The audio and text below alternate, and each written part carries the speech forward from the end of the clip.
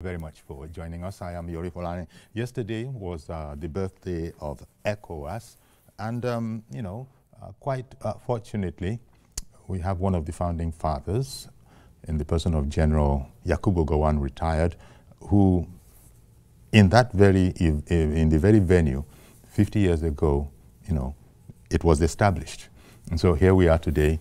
It's a real celebration, and we'll just give you a story, a video of yesterday's event detailing how ECOWAS came about. 50 years after a treaty for regional cooperation was signed, ECOWAS leaders returned to where it all started. It was nostalgic, particularly for General Yakubu Gowon, who is the last of the founding fathers alive. This was an event to also reflect on the journey of regional cooperation and re-strategize on setting realistic goals for the future. The post-Cold War era is over.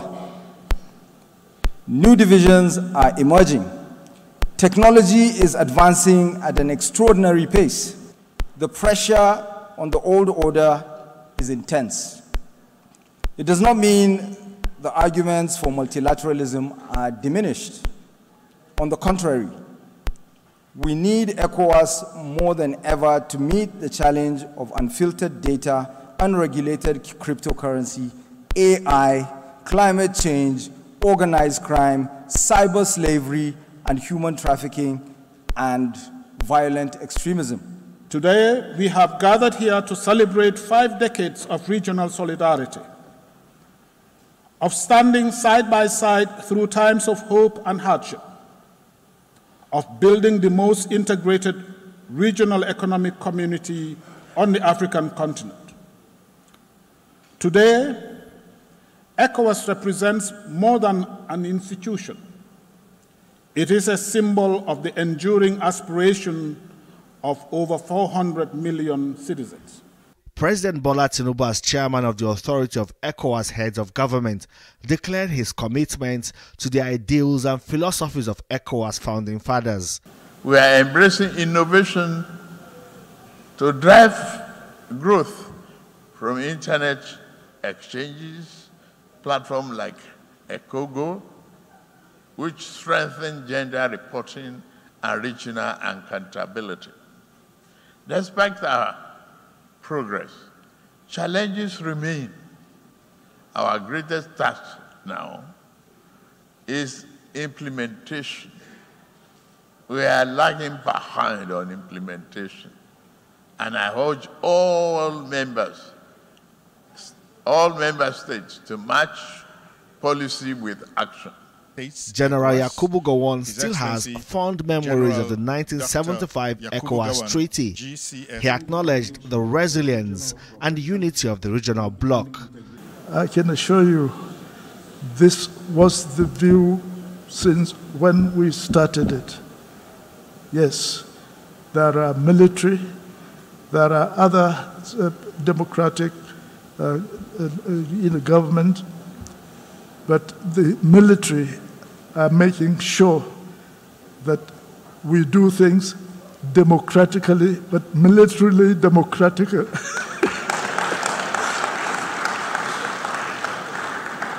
50 years after the ECOWAS Treaty was signed by 15 countries, 3 countries have opted out of the regional bloc due to political disagreements. Beyond commemorating a treaty that was signed in 1975 establishing ECOWAS, there are deeper issues now affecting the regional bloc, such as poor education, healthcare, insecurity, and the big elephant in the room, which is unconstitutional takeover of government.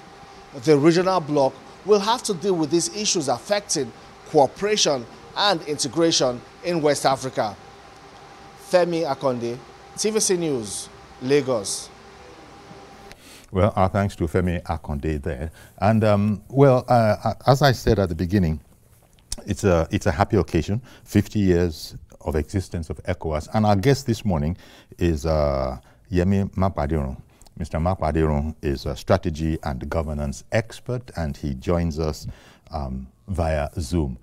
Good morning to you, Mr. Yemi Makpadirun. Good morning, Mr. Folani. Thank you for having me. Our pleasure always. Okay, but just before we commence our conversation on this sort of glorious event, also to announce that on our other channel, we'll be broadcasting Governor Oberewori hosting the Delta State Annual Praise and Thanksgiving Service.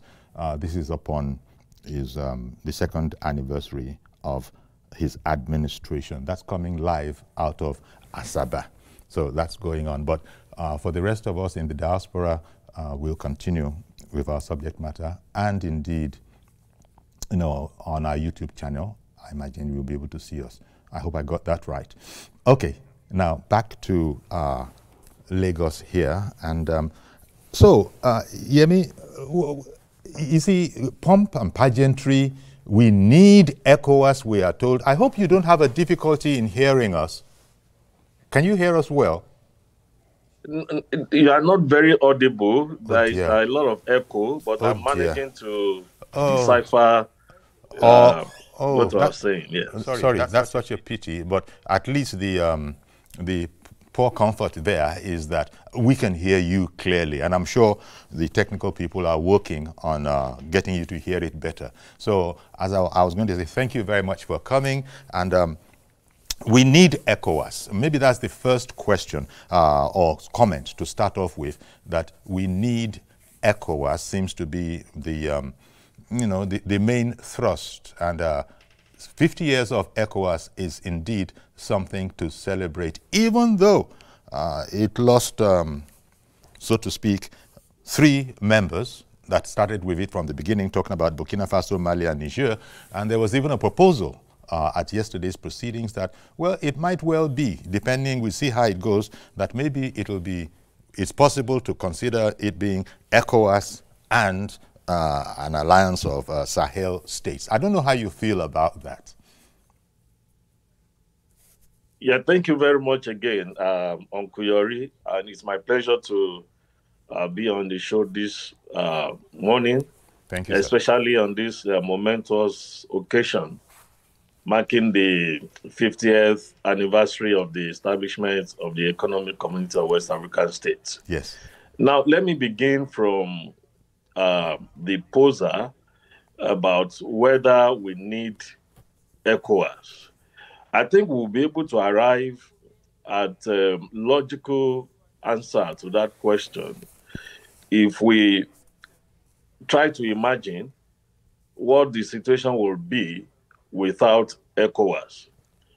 Or put more succinctly, has ECOWAS really been impactful, on the members? What are the accomplishments of this organization since it was, established, in 1975 with the Treaty of Lagos on the 28th of May? But I mean, my own reaction will be that West African nations or West African countries are better off with ECOWAS. When you trace the impact that ECOWAS has had on the issue of residency, freedom of residency, freedom of movement, trade facilitation, and the number of other accomplishments of ECOWAS, which we may have opportunity to address in the course of this discussion, with regards to governance, promotion of democracy, provision of security, and the rest of it. I want to believe that ECOWAS has come to stay, even though it has lost some of its shine, and there are explanations for that. It is important to note that West Africa members of ECOWAS are actually better off with ECOWAS than without it. Now, with regards to countries that have that were originally members of ECOWAS and that have pulled out. I think the one that comes to mind very easily are the three Sahel countries of Mali, Niger, and Burkina Faso, which was upper volta at the time of the establishment, of ECOWAS. I want to recall that Mauritania was also an original member of ECOWAS. But in the year 2000, Mauritania withdrew its membership, even though it decided to retain, a level of participation as an observer nation. So 15 countries from day one, later joined by Cape Verde in 1976, 1 year later, brought the total number of members of ECOWAS to 16. But as today, we have 12 active members of ECOWAS and 1 observer nation of ECOWAS.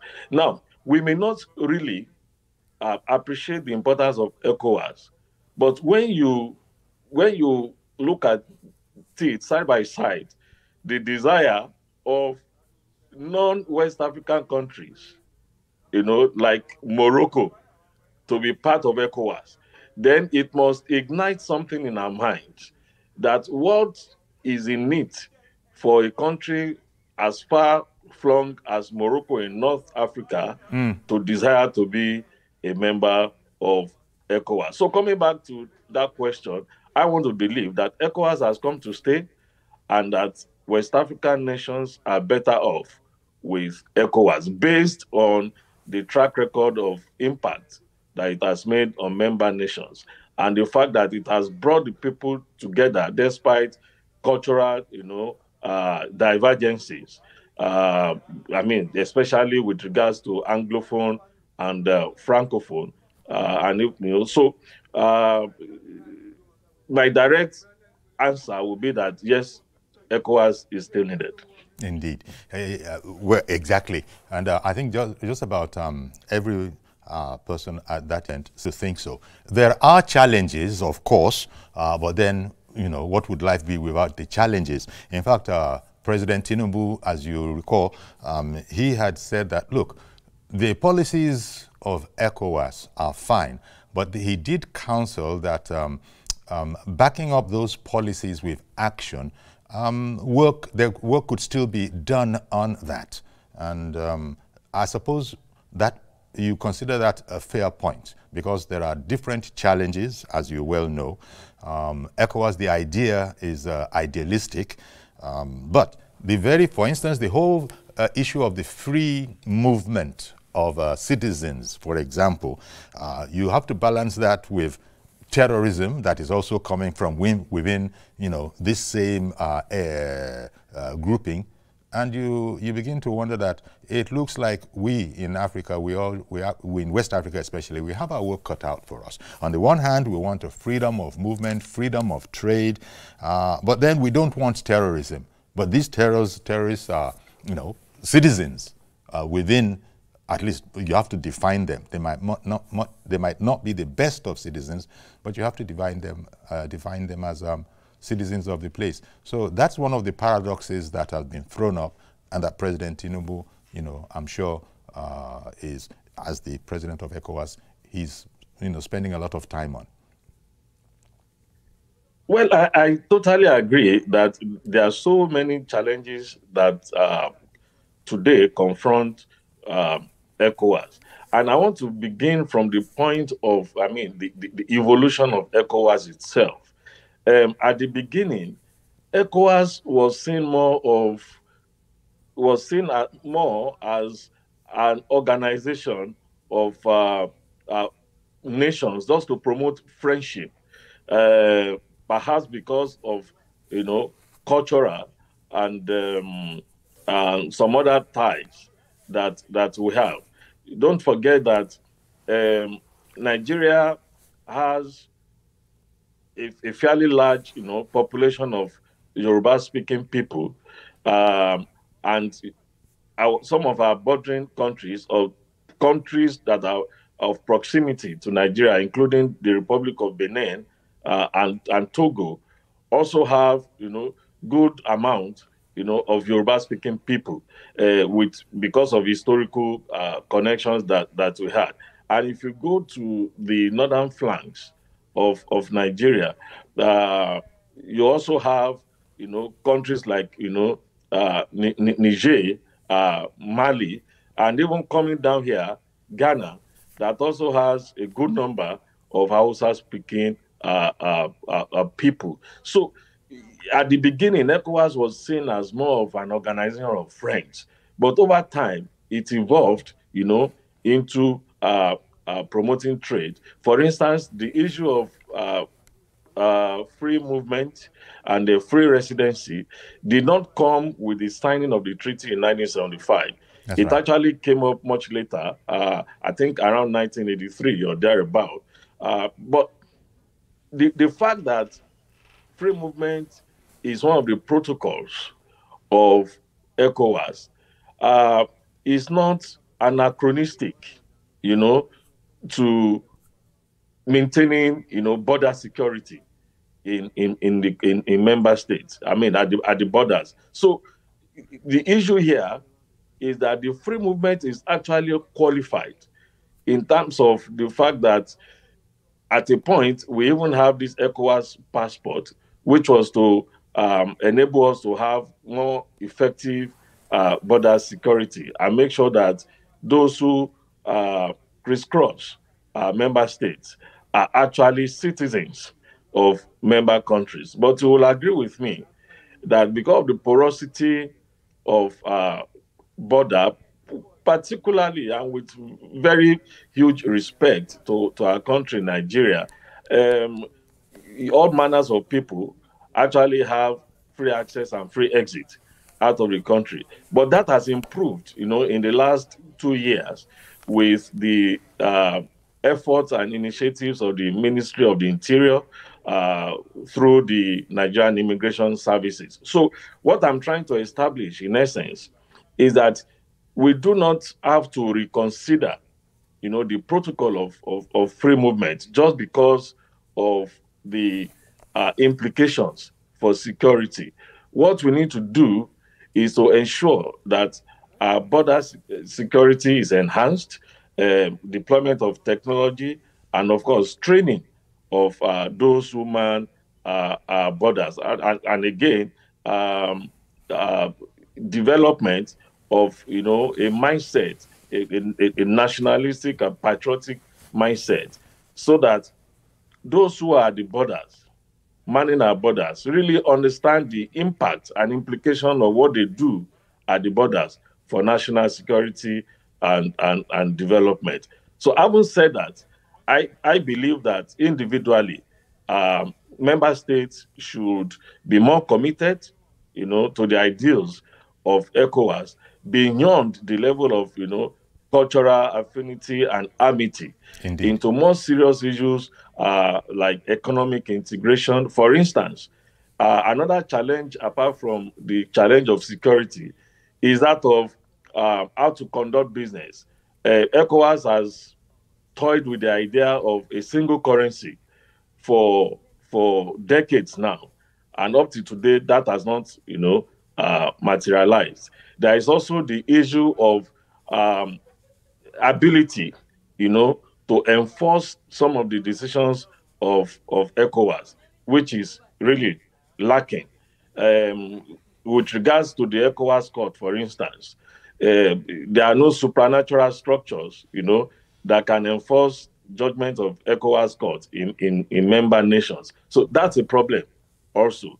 So there are a number of challenges that confront ECOWAS, but I do not think that those challenges are enough to dissuade us from the ideals of ECOWAS. Rather, they should spur member nations to action in terms of, more commitment, and especially with regards to fulfillment of their obligations. Because another challenge that ECOWAS has is that, yes, member states are unequal in terms of their level of development, but you find ourselves in a situation where Nigeria, and maybe to a lesser extent, Ghana, are actually the major drivers of ECOWAS in terms of financial contributions and support for ECOWAS. If you recall, in the 90s, ECOWAS decided to intervene in the Liberian crisis. I mean, which degenerated into a civil war by establishing the ECOWAS monitoring group, which did a fantastic job. But that would not have been possible without the commitment of Nigeria, the Nigerian armed forces, and without the enormous resources that Nigeria pumped, into ECOMOG. The same thing repeated itself in Sierra Leone. So, by and large, I think there is a need for the ECOWAS leadership to reignite, that fire, that interest in member states, that this is a body that they need to be committed to, especially in respect of what is happening in other regions of the world, where regional cooperation is being strengthened on a daily basis. Indeed. Thank you very much for bringing all of that back to mind, because economic disparities exist within our grouping of ECOWAS, and one begins to wonder how much ECOWAS can really do in that regard. You've just finished saying that, look, Nigeria and maybe Ghana to a lesser extent, but still very important, have really been the prime financial movers, because all of these things do require resources, and they do require for every member country to, come pay up its dues. Right now, I don't know the figures as to how well people are doing, but my mind just goes back to the United Nations and Trump complaining at one time that we are virtually carrying this whole thing, and so now we have to change the way we're doing business. Well, I suppose we're not like that in Africa. We always will have a friendly way to say these things, but realistically, these economic disparities, can anything, what are your thoughts on how this can be addressed? Because you said that it started out as a sort of a committee of friends, but then as we moved along, it evolved. Because every country has its own headache, what with climate change, unconstitutional changes of government that you've also touched on, and really everybody concerning themselves with their own day-to-day affairs. Where is apart from that, that you've also advocated to have the notion, the goodness, so to speak, to see us as one block and therefore work for it. Immediately, at least you mentioned Burkina Faso, Mali, and Niger pulling out. Perhaps if there had been a bit more, depth of thought, it would have been seen as too valuable to pull out of. But as I said, in spite of us being within the same block, everybody still seems to feel that if there's a need, we'll go our independent way. There doesn't seem to be a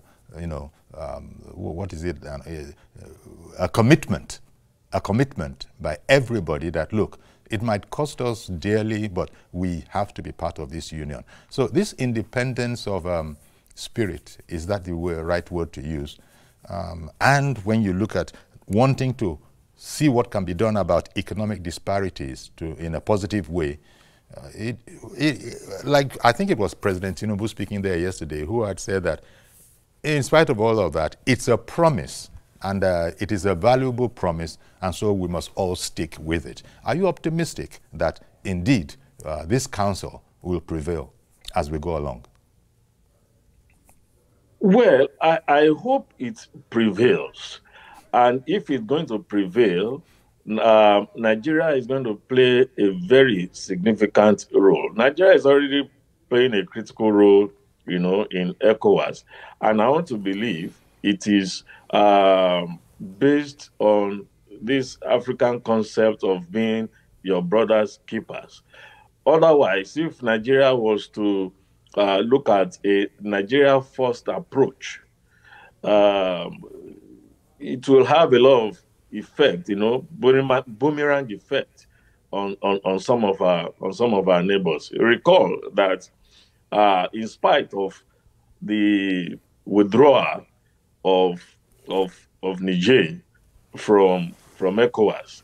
Nigeria has had to, intervene in its petroleum crisis a few months ago. Just in the spirit of brotherliness. Yes. Even when the Association of Sahel, nations seem more or less have closed their borders against, citizens of other West African ECOWAS countries.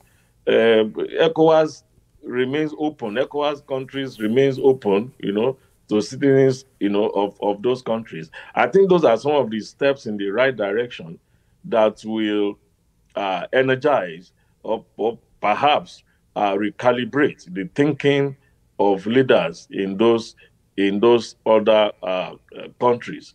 So the critical role that Nigeria plays in terms of trade, in terms of free movement of citizens, and Nigeria's fidelity to a fault, in promoting this, I think should be brought out in the open to let, member countries of ECOWAS understand that if Nigeria, which appears to be carrying the burden of, ECOWAS, decides to recoil and have a Nigeria first approach, it's going to have significant repercussions, for them. I mean, all you need to do is pay a visit to border areas in Nigeria, and you see the amount of, invisible trade, that is happening across the Nigerian border. And of course, this was underscored a few years back with the closure of Nigerian borders. You could see that the presidents of some of our neighboring countries were pursuing, President Buhari all over the place, in London, in New York, trying to prevail on him to open Nigerian borders. That already indicates the almost, indispensability of Nigeria to ECOWAS. So I'm thinking that Nigeria has that role to play, and we can use that power, soft power, economic power, even military power, to bring all these countries, to the table, so that they can see that they also have a role to play in ensuring, mutual security, especially across the Sahel region, and in promotion of economic activities, especially from the backdrop of the African Continental Free Trade Agreement. Mm-hmm. I want to believe that ECOWAS as a bloc can achieve so much more than we are achieving at this moment if member countries are made to see or recognize the positives in having this bloc elevated to something that is going to be more impactful on the sovereignty, of the different member states, and also the well-being of their citizens. Okay, then. We're going to take a break now, all the way over in Canada. So really, we have to appreciate his being with us, because our time is not his time. So there's some sacrifices involved in speaking to us around this time. Okay, so once again, thank you very much, Yemi. Since ECOWAS was established, there have been so many developments around the world. Of course, West Africa, our region, is part of that. AI has been brought up in the conversation, as part of the conversations going on there. In short, technological advances. So that's one thing I wanted to speak on and see what the impact of that has been, given the overall, level of one, educational development, and two, technological development also in ECOWAS. But then the other thing that I wanted you to comment on after this is the fact that, well, Nigeria is seen as the big brother of West Africa, and we are doing our third bit. You've made allusions to it without actually using the expression. You've made allusions to it. And for how long can Nigeria, we have our own issues, as you well know. It might not seem like that to outsiders. When I say outsiders, I really mean our brothers that are not within our borders. But realistically, given all our challenges, we've been given a lot, and not stintingly. We're not grudging, but still, to be realistic, how long can Nigeria and perhaps the likes of Ghana continue to be the prime movers when it comes to financial contributions? Don't we have to do something to get everybody to cough up in running ECOWAS? Oh, well, I think it's one of the big elephants in the room. You could see I try to avoid, going into that direction where Nigeria becomes, a bit more firm and begins to ask the question more often now, that question of what is in it. I beg your pardon, Yemi. Forgive me for interrupting you, but I hear we have a caller. So I'm so sorry to interrupt you, but let me bring this caller on board, and then I'll come back to you. Good morning. Who is calling us, and where are you calling us from? Good morning, Uncle Yori. This is George calling from Ikeja. Okay. Good morning, and thank you for calling in. Please go ahead. Good morning to Mr. Makpadero. Okay. Uncle Yori, I would like to permit me to comment on some of the statements I heard during the event yesterday.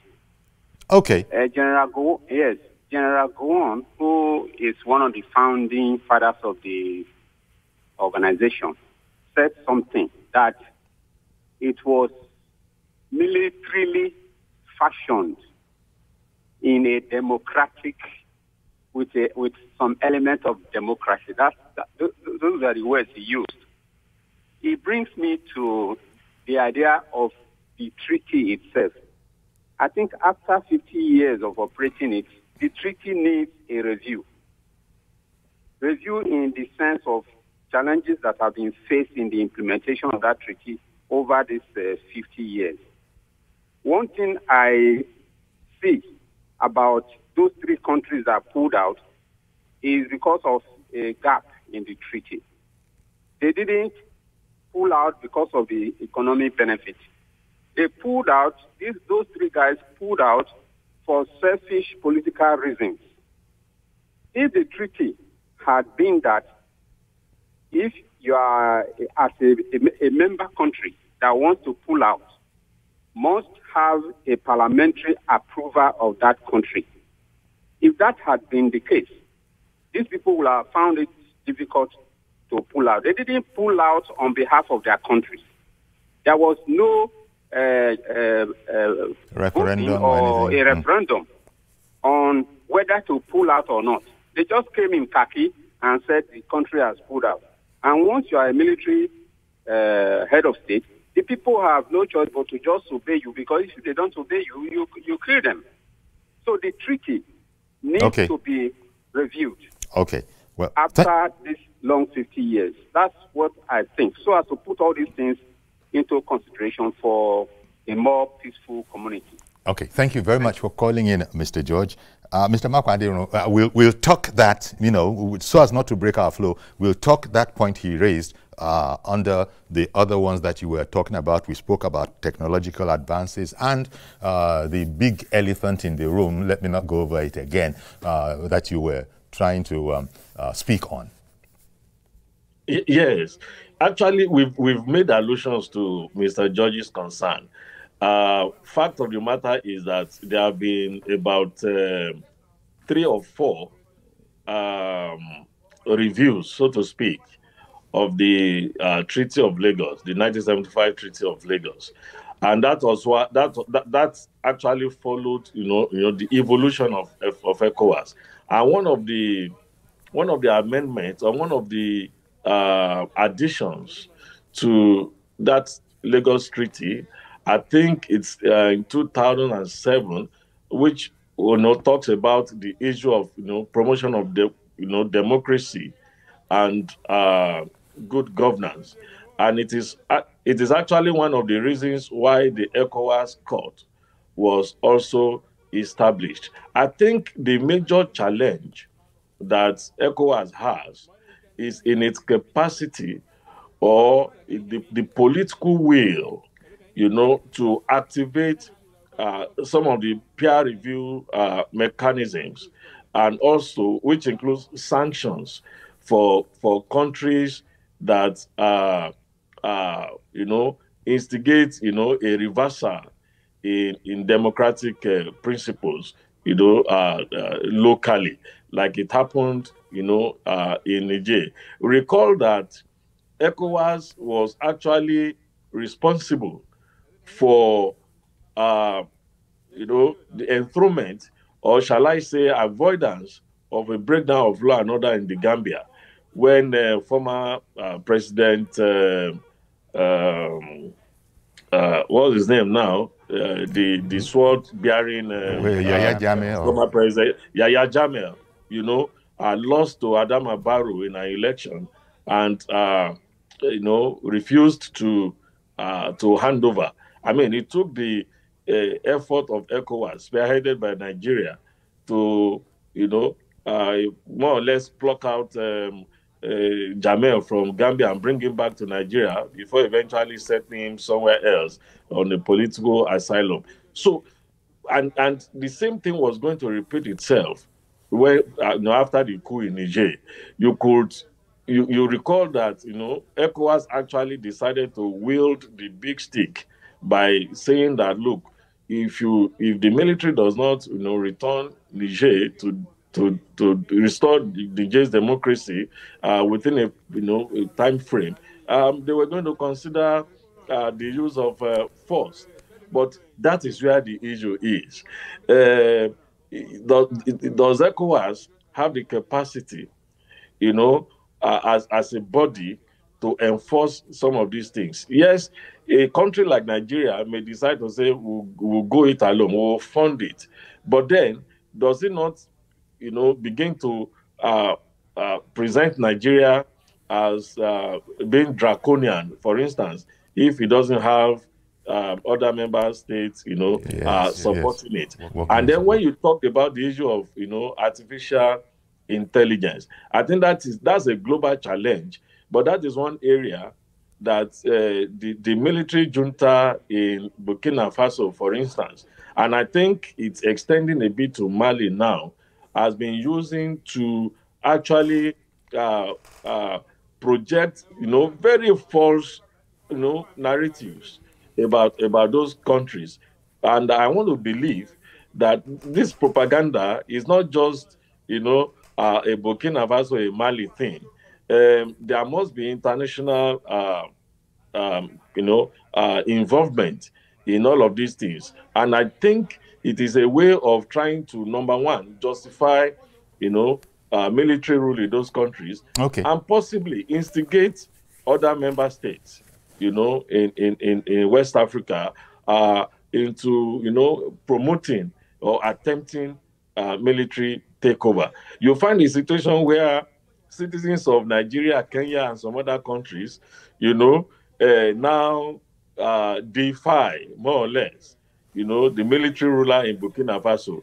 I mean, without asking themselves the questions, what is the source of this information? Burkina Faso is French-speaking, and you'll find a situation where you see videos of Captain Traore speaking flawless, fluent English in his address. And people don't seem to understand or ask themselves the question, how come this man is speaking this flawless English?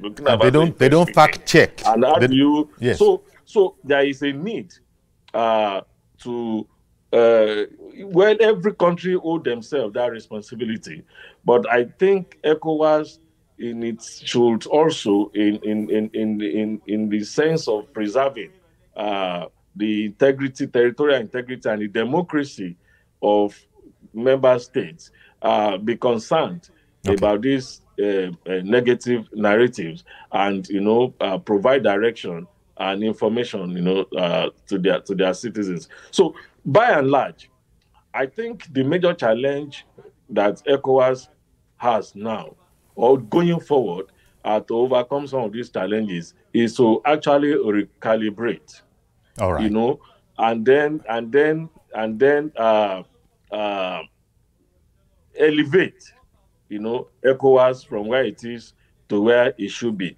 Permit me to quickly chip this in. Well, I was going to say, I was going to apologize that I've held up a caller who is on hold right now. Let me quickly bring him in before I lose that call. Good morning. Who is on the line? We have a caller on the line, but we couldn't get your name. So tell us your name and go ahead with your contribution, please.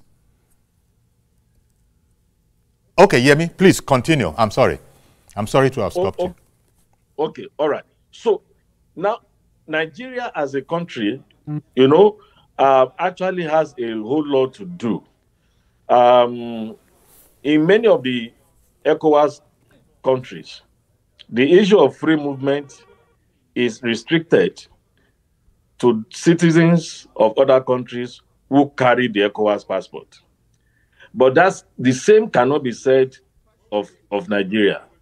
We have a good chunk of, non-Nigerians from ECOWAS countries who don't carry the passport of their countries and who have access to acquiring the passport of Nigeria. So that has security implications. Yes. Especially where you can have an Adeyemi who is from Togo or who is from Benin Republic,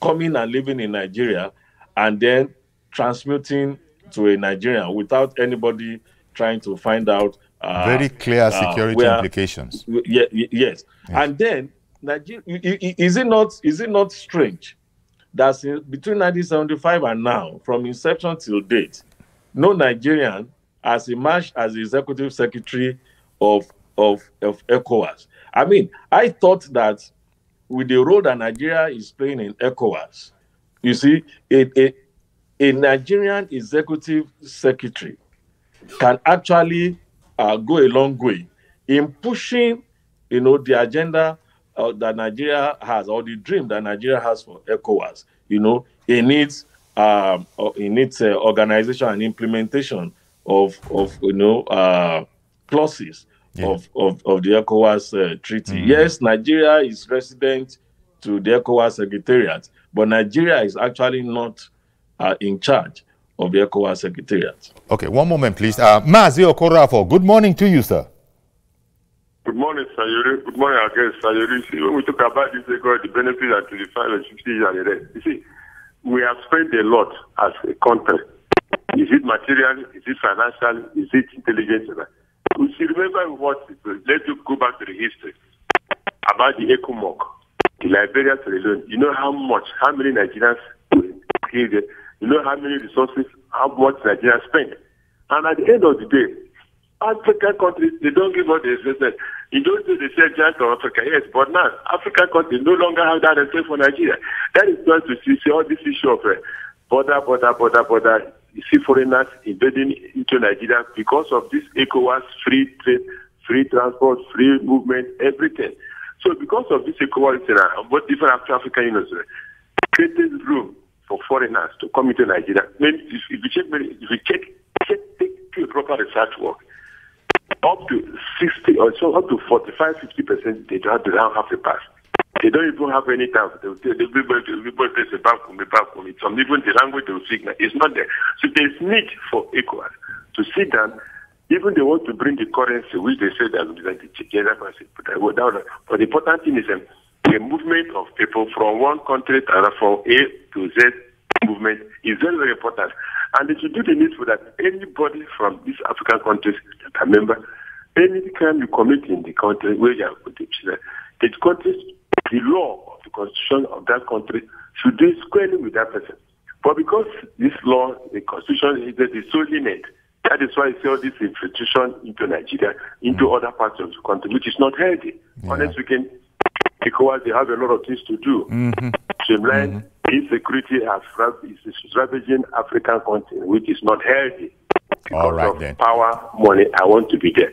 Thank you very much, Mazi Okorafo. And before you comment on that, I also have observed that there are a lot of our fellow brothers from the West African region who are not Nigerians, who have come into Nigeria because of the relative softness of the processes, and actually now carry the open bank accounts. They have national identity numbers, NIM. So they have everything, even some of them, but for the fact that it might cost them a fair bit, considering what they the level they usually come in on. They probably could have passports as well. So there's the attitude, the soft attitude of Nigeria as well.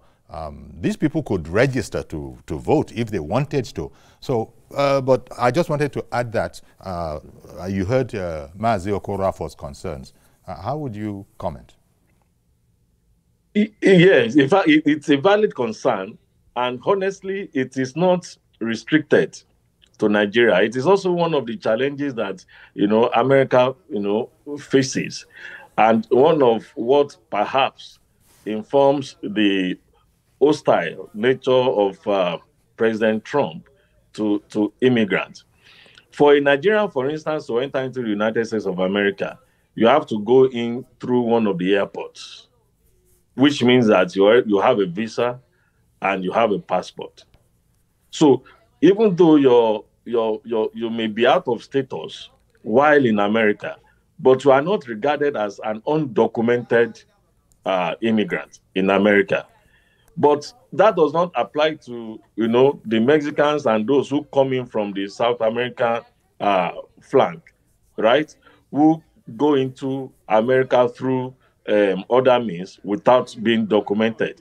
So we have that pandemic in Nigeria, a situation where it's much easier for a citizen of a member state of ECOWAS to stroll into Nigeria without any documentation and to live in Nigeria perpetually without being documented.